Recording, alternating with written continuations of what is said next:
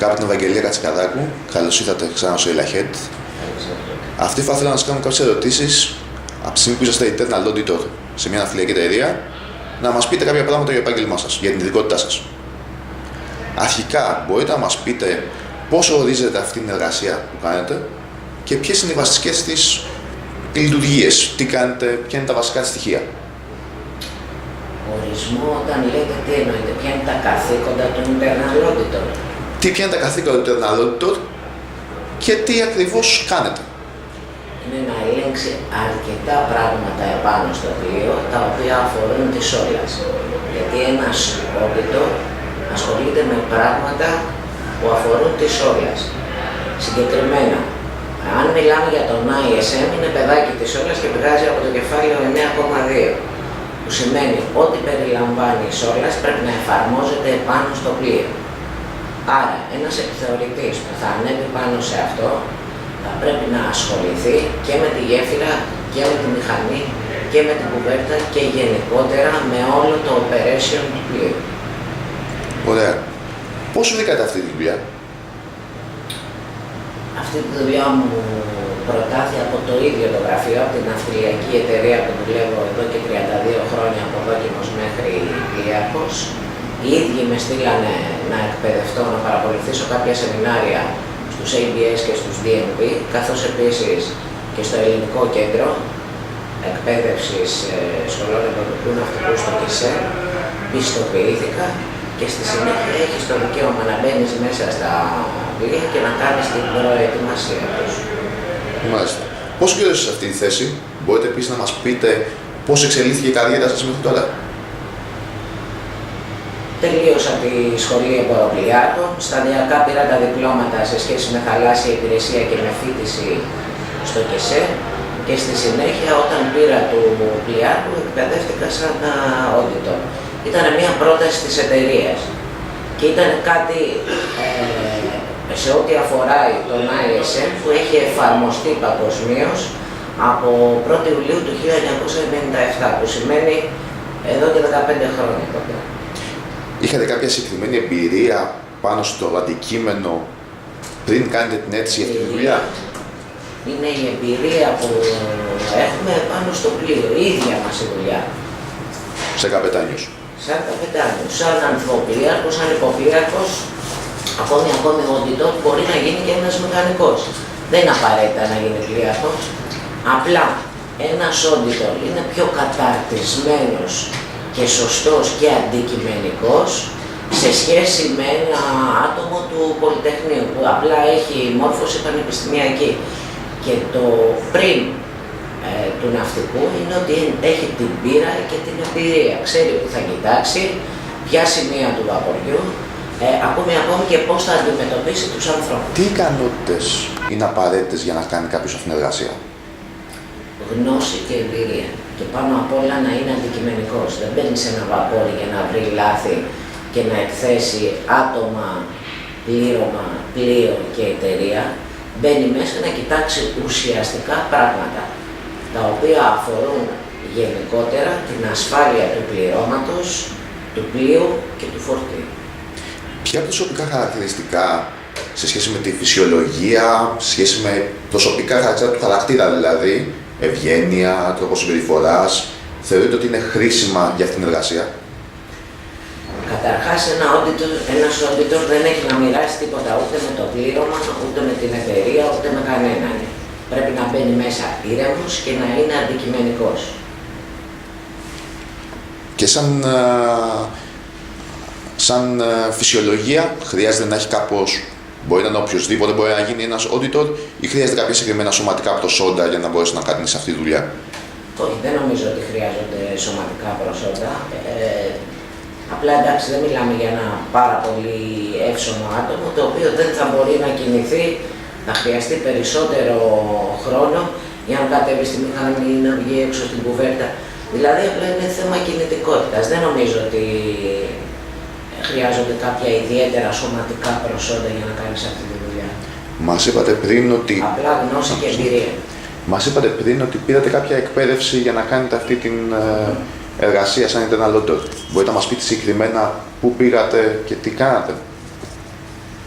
η εκπαίδευση που πήρα ήταν απλά ο τρόπος που θα εφαρμόσεις, γιατί δεν μπαίνεις σαν καθηγητής που κάνεις εξέταση σε ένα πλοίο, μπαίνεις σαν ένα μέλος του πληρώματος εντός εισαγωγικών, έτσι. Δεν αρχίζεις βέβαια την οικειότητα, χτυπήματα στην πλάτη, χειρονομίες κτλ.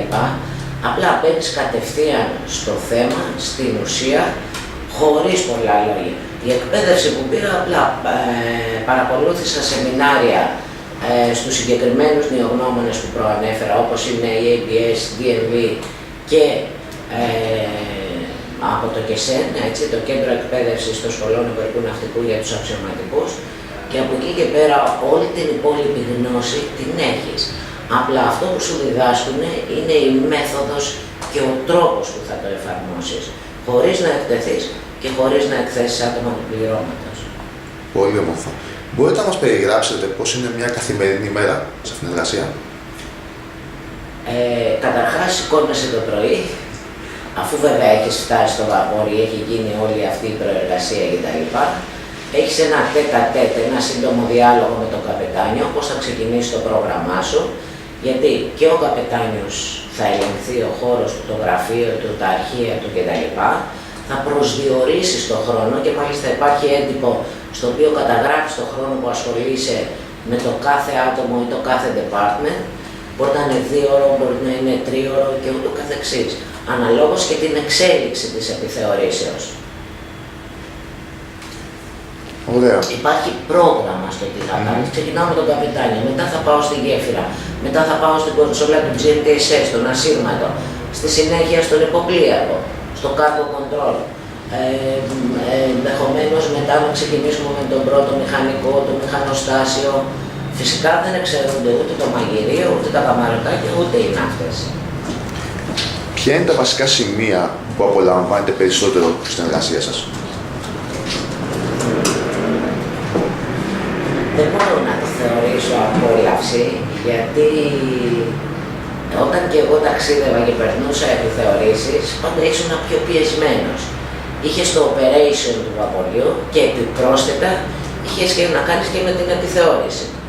Λοιπόν, εντάξει, ήμασταν προετοιμασμένοι για όλα και τα λοιπά, αλλά δεν μπορώ να το θεωρήσω ευχαρίστηση, γιατί από μια πλευρά έρχομαι και είμαι ο εξεταστής και υπάρχει ο εξεταζόμενος.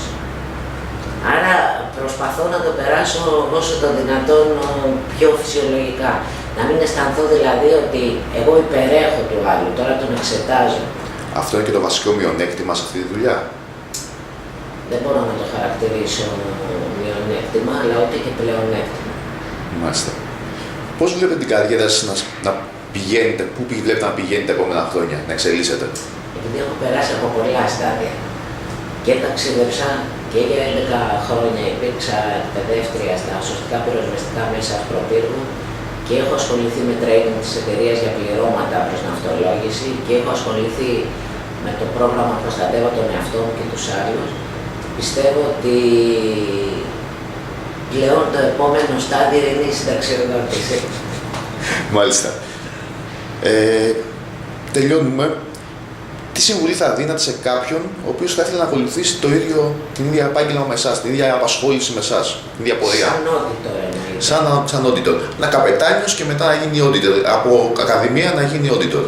Για μένα ο auditor πρώτα θα πρέπει να αποκτήσει εμπειρία και πείρα, δηλαδή να προέλθει από το επάγγελμα του ναυτικού, είτε αυτός ανήκει στη μηχανή είτε ανήκει στην κουβέρτα. Αφού λοιπόν έχει αποκτήσει αυτή την εμπειρία, στη συνέχεια μπορεί να παρακολουθήσει κάποια σεμινάρια, αν αυτό τον ευχαριστεί, έχει τακτοποιηθεί οικονομικά, οικογενειακά και ούτω καθεξής, μπορεί να το κάνει, γιατί η μισθοδοσία του auditor είναι πολύ πιο χαμηλή σε σχέση με του καπετάνιου. Άρα, αφού έχει τακτοποιήσει όλα τα υπόλοιπα, μπορεί να το ακολουθήσει. Και απλά χρειάζονται μόνο κάποια σεμινάρια και το βασικότερο να είναι αντικειμενικός όταν έρχεται αντιμέτωπος με το ναυτικό, δηλαδή να μην ξεχνάει και αυτός από που ξεκίνησε. Τι συμβουλή λοιπόν θα δίνετε τώρα σε κάποιον ο οποίος δεν ξέρει ακόμα αν θέλει να ακολουθήσει αυτό το επάγγελμα, αυτή την πορεία? Αυτό που πιστεύω είναι ότι πρέπει ή να προσεγγίσει κάποιο γείτονα, γνωστό, φίλο, συγγενή, ο οποίος είναι ναυτικός, χωρίς να θέλει όμως να τον επηρεάσει, να του παρουσιάσει με δικά του λόγια, ούτε να το ωρεοποιήσει τη ζωή του ναυτικού, από εκεί και πέρα, αν νομίζει ότι αυτά που άκουσε τον ικανοποιούν, να το βάλει στόχο, να το ξεκινήσει, θα κάνει το πρώτο εξάμηνο στα Θρανία, το δεύτερο είναι το sandwich courses, το εκπαιδευτικό στη θάλασσα, και από εκεί και πέρα, εάν δει ότι αυτό τον ευχαριστεί, τον αντιπροσωπεύει κτλ., να το συνεχίσει. Διαφορετικά να αλλάξει πορεία. Μάλιστα. Σας ευχαριστώ πάρα πολύ που συμμετείχατε σε αυτή τη συνέντευξη. Να είστε καλά. Στο Sail Ahead. Να είστε καλά.